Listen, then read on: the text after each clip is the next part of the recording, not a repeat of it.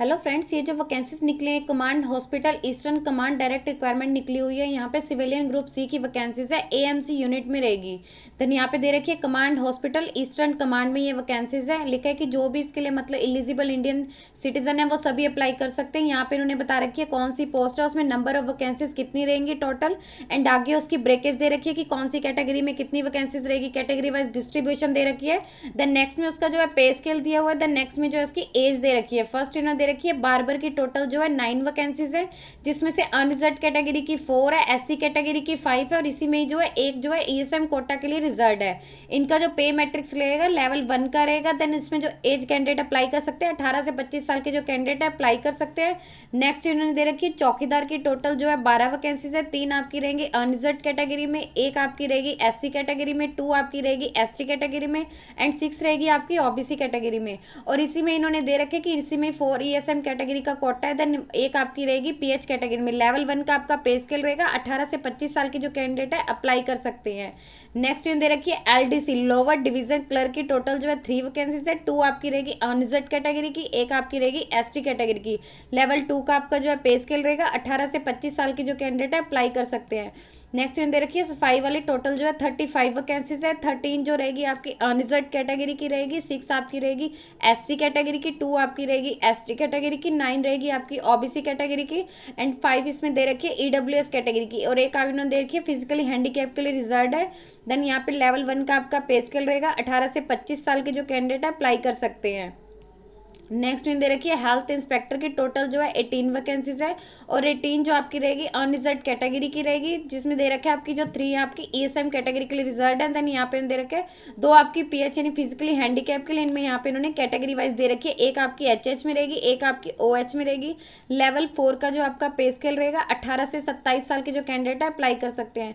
Next में दे रखी है कुक की टोटल जो है 3 वैकेंसीज है, तीनों जो अनरिजर्व कैटेगरी में है। इसी में एक जो है ईएसएम कैटेगरी की इंक्लूड है, एंड 18 से यहाँ दे रखा है 18 से 25 साल के जो कैंडिडेट अप्लाई कर सकते हैं। लेवल 2 का आपका जो है पे स्केल रहेगा।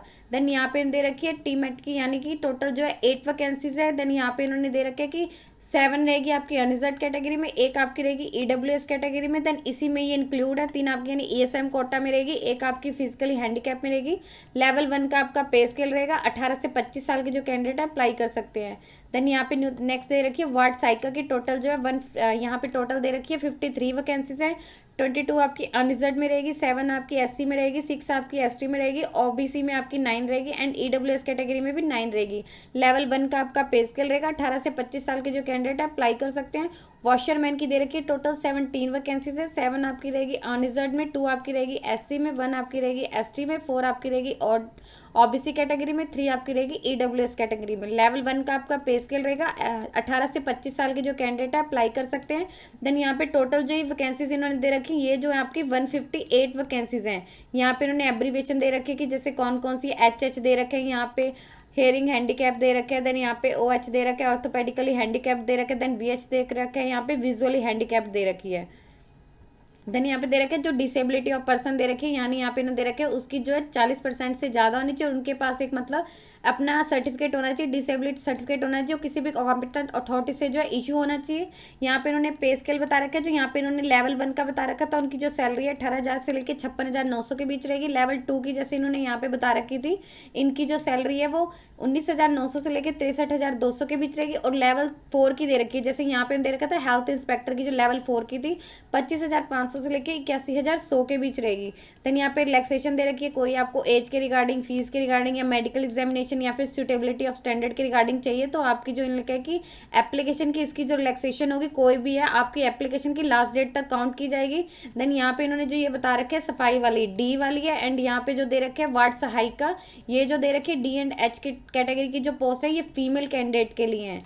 देन यहाँ पे इन्होंने क्वालिफिकेशन दे रखी है कैटेगरी वाइज क्या क्या चाहिए होगी। बार्बर के लिए दे रखे हैं मैट्रिकुलेशन पास होनी चाहिए, उसके क्लाइंट कोई भी स्टडी की होनी चाहिए आपने, विद आपकी जो बार्बर ट्रेड है जॉब है उसमें प्रोफिशिएंसी होनी चाहिए। डिजायरेबल में इन्होंने मांगे कि 1 ईयर का आपका एक्सपीरियंस होना चाहिए इन द ट्रेड जो भी आपकी बार्बर की है। नेक्स्ट में देखिए चौकीदार की मैट्रिकुलेशन पास होनी चाहिए, उसके इक्विवेलेंट कोई भी स्टडी की होनी चाहिए किसी रिकॉग्नाइज बोर्ड से। प्लस उन्होंने कहा कि जो भी इनका रिस्पेक्टिव ट्रेड है उसकी जो ड्यूटीज़ है उसमें उनका कंजर्वेट मतलब अपनी ड्यूटीज़ को करने में कंजर्वेट होना चाहिए। एंड उसके पास 1 ईयर का एक्सपीरियंस होना चाहिए रेलिवेंट ट्रेड में। एलडीसी के लिए दे रखिए 12th पास होना चाहिए या उसके इक्विवेलेंट कोई भी स्टडी की होनी चाहिए। प्लस यहाँ पे लिखे कि उनकी जो इंग्लिश में टाइपिंग स्पीड है कंप्यूटर पे 35 वर्ड पर मिनट होनी चाहिए। यहाँ पे दे रखिए या फिर हिंदी टाइपिंग में उनकी जो कंप्यूटर पे स्पीड है वो 35 वर्ड पर मिनट होनी चाहिए। यहाँ पे दे रखे क्या क्या उनकी मतलब एवरेज रहनी चाहिए। देन यहाँ पे स्पाई वाले के लिए दे रखे मैट्रिकुलेशन पास होनी चाहिए या उसके इक्विवेलेंट कोई भी स्टडी की होनी चाहिए। प्लस उनके जो भी रिस्पेक्टेड ट्रेड है स्पाई से रिलेटेड उनकी अपनी ड्यूटीज को करने में वो कंजर्वेंट होना चाहिए। प्लस उनका डिजायरेबल दे रखे 1 ईयर का एक्सपीरियंस होना चाहिए इन द रेलिवेंट ट्रेड में। नेक्स्ट में दे रखिए हेल्थ इंस्पेक्टर की मैट्रिकुलेशन पास या उसके इक्विवेलेंट कोई भी स्टडी की होनी चाहिए। प्लस इसका लिखे कि उनका जो सैनिटरी इंस्पेक्टर कोर्स सर्टिफिकेट होना चाहिए किसी भी रिकॉग्नाइज इंस्टीट्यूट से। एंड डिजायरेबल लिखे कि 1 ईयर का एक्सपीरियंस होना चाहिए उनका एज ए सैनिटरी इंस्पेक्टर किसी भी सेंट्रल में या फिर स्टेट गवर्नमेंट ऑफिस में या फिर किसी प्राइवेट ऑर्गेनाइजेशन में जो रेपुटेड हो। तो यहाँ पे उन्होंने डिजायरेबल में मांगा हुआ है। देन यहाँ पे उन्होंने 2 चीज़ें मांगी, आपके पास सैनिटरी इंस्पेक्टर कोर्स सर्टिफिकेट भी होना चाहिए। कुक की इन्होंने दे रखी है मैट्रिकुलेशन पास होनी चाहिए, उसके इक्विवेलेंट कोई भी स्टडी आपने की मतलब कुछ भी ऐसा किया होना चाहिए। इसके लिए आपकी जो इंडियन कुकिंग है उसको मतलब नॉलेज होनी चाहिए और उस ट्रेड में आपकी जो प्रोफिशिएंसी होनी चाहिए। देन नेक्स्ट दे रखी है ट्रेडमैन मेट की यहाँ पे एसेंशियल क्वालिफिकेशन मैंने मांगी कि मैट्रिकुलेशन पास होनी चाहिए, उसके इक्विवेलेंट कोई भी स्टडी की होनी चाहिए किसी रिकॉग्नाइज बोर्ड से। प्लस जो भी उनका रिस्पेक्टिव ट्रेड है जैसे यहाँ पे उन्होंने बताया उसमें अपनी ड्यूटीज़ को देने में वो कंजर्वेंट होने चाहिए। प्लस उनका 1 ईयर का एक्सपीरियंस होना चाहिए रेलिवेंट ट्रेड में। नेक्स्ट में दे रखिए वार्ड सहायिका की मैट्रिकुलेशन पास होनी चाहिए, उसके इक्विवेलेंट कोई भी स्टडी की होनी चाहिए किसी रिकॉग्नाइज्ड बोर्ड से। देन इस डिजायरेबल मैंगर की उनके पास एक्सपीरियंस होना चाहिए एज दाई किसी family wing of civil hospital में या फिर थियर का एक्सपीरियंस होना चाहिए इन द ट्रेड ऑफ डाई किसी भी गवर्नमेंट डिपार्टमेंट में होना चाहिए। वॉशरमैन के लिए लिखा है कि जो भी मैट्रिकुलेशन पास होनी चाहिए उसके इक्विवेलेंट कोई भी स्टडी की होनी चाहिए। इसके अलावा जो वॉश मतलब मिलिट्री के जो या सिविलियन क्लॉथ है अच्छे से उन्हें मतलब साफ करने आते हैं उसमें उनकी प्रोफिशिएंसी होनी चाहिए। आपके जो एग्जामिनेशन की डेट एंड जो भी प्लेस होगा उसको बाद में जो है इंटीमेट कर दिया जाएगा। देन लिखे कि कैंडिडेट की सिलेक्शन जो भी उनका होगा उनकी प्रोसेस सिलेक्शन प्रोसेस की तरह होगा। देन यहाँ पे लिखे कि सिलेक्शन उनकी जो होगी वो रिटन टेस्ट में जो भी उनकी मतलब मेरिट लिस्ट क्रिएट की जाएगी उसके बेसिस पर रहेगी। जो आपका स्केल टेस्ट या ट्रेड टेस्ट रहेगा वो आपका जस्ट क्वालिफाइड नेचर का होगा और जो भी आपकी सिलेक्शन वगैरह होगी वो आपकी रिटन टेस्ट में जो भी आपने मार्क्स सिक्योर किए होंगे उसके बेसिस पे आपकी मेरिट लिस्ट क्रिएट की जाएगी। देन यहाँ पे इन्होंने कुछ इंपॉर्टेंट इंस्ट्रक्शंस दे रखे हैं कैंडिडेट के, लिखे कि आपने मतलब इसकी जो क्लोजिंग डेट है एप्लीकेशन की जब भी इसकी एडवर्टीजमेंट में पब्लिशमेंट हुई होगी उसकी जो मतलब 45 दिनों के अंदर अंदर आपने अपना एप्लीकेशन जो है लास्ट डेट सेंड कर देनी है, यानी 14 जून दे रखी है इसकी जो लास्ट डेट रहेगी। देन यहाँ पे इन्होंने दे रखे कि यूनिट एंड जो यूनिट है या फिर एस्टेब्लिशमेंट रिस्पॉन्सिबल नहीं होगा अगर कोई भी इसमें डिले हो रहा है। देन आप लिखे कि पर्सन कोई भी सेंट्रल या स्टेट में या पब्लिक सेक्टर अंडरटेकिंग में वर्किंग है तो उन्हें प्रॉपर चैनल के थ्रू वर्क मतलब अपना जो है वहाँ पे अप्लाई करना है जो भी उनके रेलिवेंट सर्टिफिकेट रहेंगे इसके अगेंस्ट। देन यहाँ पे नंबर ऑफ वैकेंसी ने बता रखी है टेंटेटिव है, ये घट भी सकती हैं एंड बढ़ भी सकती हैं। और यहाँ पे इन्होंने क्लियर कर रखा है कि अगर आप इसके बेसिक मतलब इसके जो भी इन्होंने बताया एलिजिबिलिटी क्राइटेरिया को मीट करे तो इसका मतलब ये नहीं है कि आपकी सिलेक्शन होगी। जो भी आपकी सिलेक्शन होगी वो आपकी रिटन टेस्ट में जो भी मेरिट लिस्ट सिक्योर आपने मार्क्स सिक्योर किए होंगे उसके बेसिस पर रहेगी। एंड जो ये पोस्ट है ये ऑल इंडिया सर्विस लेबिलिटी है, यानी आपको इंडिया में कहीं भी जो अपनी सर्विस देनी पड़ सकती है। इसके अलावा आपने जो अपना एप्लीकेशन फॉर्म सेंड करना है वो ऑफलाइन से सेंड करना है। इसके लिखे कि ऑल कैंडिडेट मस्ट क्लोज एक आपने उसमें सेल्फ एड्रेस एनवलप यानी एक एनवलप होगा जिसपे आपने अपना एड्रेस वो लिखना है। प्लस आपने जो है फीस अपनी डिपॉजिट कर दी है in the postal order of 100 rupees का आपने पोस्टल ऑर्डर बनाना है in the favour of commandant command hospital Alipur Kolkata 700007 में। इसके साथ साथ आपने 2 पासपोर्ट साइज फोटो है अपने एप्लीकेशन के साथ सेंड करनी है। फीस इसके अलावा यहाँ पे लिखे कि फीस एक्सपेंडिचर जो भी मतलब एज पर गवर्नमेंट ऑफ इंडिया प्रोविजन के अकॉर्डिंग रहते हैं उन्हें जो है छूट दी जाएगी। SC ST वालों को कोई फीस पे नहीं करनी है। और जो पोस्टल ऑर्डर इसका इशू हो जाएगा जैसे इन्होंने यहाँ पे लिखे 100 रुपीज़ का पोस्टल ऑर्डर इसके साथ करना है तो वो जब भी आपका एडवर्टीजमेंट पब्लिश होगा उसके बाद जो है इन्होंने लिखा है एडवर्टीजमेंट के पब्लिश होने की डेट के बाद जो है आपको इसके पोस्टल ऑर्डर जो है इशू हो जाएंगे। एप्लीकेशन फीस आपकी जो रहेगी नॉन रिस्पॉन्सिबल रहेगी। देन यहाँ पे दे रखे कि कॉपी आपने कौन कौन सी अपने डॉक्यूमेंट है वो एप्लीकेशन पर फॉर्मा के साथ सेंड करनी है।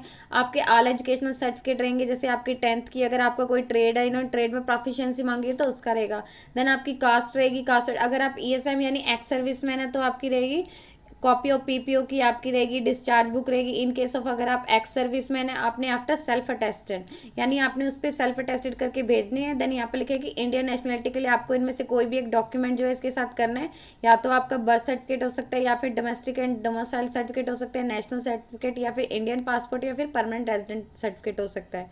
देन यहाँ पे लिखे कि कैंडिडेट को अपना जब भी उन्होंने एप्लीकेशन फॉर्म सेंड करना है तो उसका जो एनवलप होगा उस पर क्लियरली मेंशन करना है कि application for the post of, कौन सी आप पोस्ट के लिए अप्लाई कर रहे हैं, लाइक बार्बर के लिए कर रहे हैं तो बार्बर लिख, और ये कैपिटल लेटर्स में लिखना है। और जो रिजर्व कैटेगरी के हैं, अगर वो किसी रिजर्व कैटेगरी से करते हैं तो उन्होंने अपनी जो एनवलप पे रिजर्व कैटेगरी लिख देनी है कि वो कौन सी रिजर्व कैटेगरी से है। देन अपने अगर कोई भी एप्लीकेंट है फिर एक से ज़्यादा पोस्ट के लिए अप्लाई करना चाहता है तो उनको है सेपरेट से अपना पोस्ट जो है मतलब अलग से उन्हें जो है अप्लाई करना पड़ेगा। फीस वगैरह अगर उनकी रहती है तो वही रहेगी।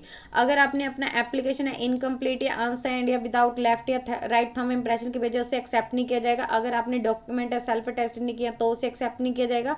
अगर आपका एप्लीकेशन जो है लास्ट डेट के बाद आ रहा है तो उसे एक्सेप्ट नहीं किया जाएगा। अगर आपने अपनी इन्होंने जैसे बता रखे विदाउट एडिशनल फोटो जो आपकी ड्यूली सेल्फ अटेस्ट अगर आपने वो नहीं लगाई है तो उसको जो है सीधा रिजेक्ट कर दिया जाएगा। और आपने जो एप्लीकेशन फॉर्म भरना है या तो इंग्लिश में या हिंदी, इन दोनों में से किसी एक लैंग्वेज में भरना है। देन यहाँ पे लिखा है कि नो बोर्डिंग, ना ही कोई आपको लॉन्चिंग या कोई भी आपको ट्रैवल अलाउंसेज है वो नहीं किया जाएगा किसी भी पोस्ट के लिए। कैंडिडेट को जो अपने खुद के अरेंजमेंट्स बनाने खुद करने होंगे। एप्लीकेशन जो आपने अपना सेंड करना है वो या तो रजिस्टर्ड पोस्ट के थ्रू करना है या फिर स्पीड पोस्ट के थ्रू करना है। यहाँ पे इन्होंने एड्रेस दे रखा है। The application should be added commandant command hospital EC Alipur Kolkata 700027। इस एड्रेस पे जो आपने अपना एप्लीकेशन फॉर्म है वो सेंड करना है। देन यहाँ पे लिखे कि आपने कोई भी वहाँ पे अनफेयर ड्यूरिंग द एग्जाम कोई भी अनफेयर मीन यूज़ नहीं करना है। देन वो आपने वहाँ पे देख लेना है।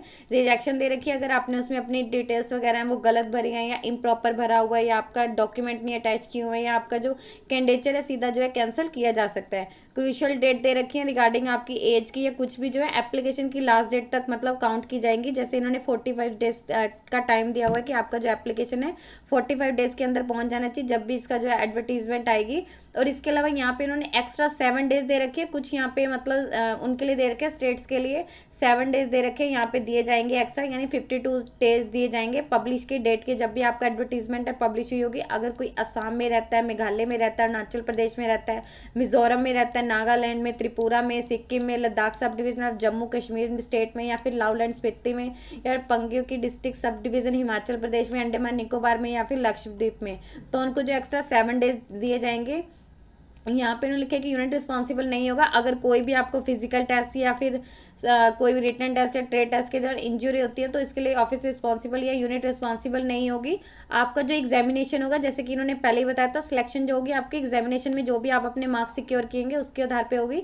यहाँ पे उन्होंने दे रखे क्या क्या रहेगा आपके जो यहाँ पे दे रखे हैं कि यहाँ पे आपने देख लेना जनरल इंटेलिजेंस रीजनिंग के टोटल है ऑब्जेक्टिव मल्टीपल चॉइस क्वेश्चन पूछ जाएंगे 25 मार्क्स के रहेंगे। General awareness and objective type multiple choice पूछे जाएंगे 50 मार्क्स के रहेंगे। देन यहाँ पे जनरल इंग्लिश के ऑब्जेक्टिव टाइप मल्टीपल चॉइस पूछेंगे 50 मार्क्स के रहेंगे।